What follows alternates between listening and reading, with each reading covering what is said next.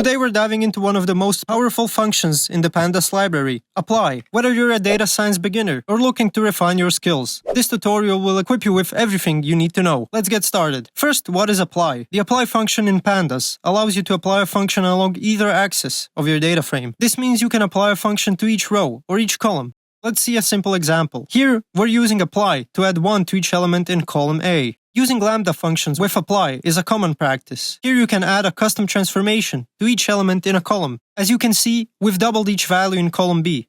Simple yet powerful. But what if we need to apply a function to multiple columns? Let's take a look at how to do this efficiently. Here, we've added the values from columns A and B and stored the result in a new column C. This demonstrates the flexibility of the apply function. Understanding the differences between apply, map, and apply map is crucial. Use apply for row-wise or column-wise operations, map for element-wise operations on series, and apply map for element-wise operations on data frames. Let's look at some advanced use cases, such as handling missing data and using apply with group-by operations. These examples show the versatility and power of the apply functions in Pandas. Try these out on your data and see how they can simplify your data processing tasks. Thanks for watching. If you found this video helpful, give it a thumbs up and subscribe for more tutorials. See you in the next video.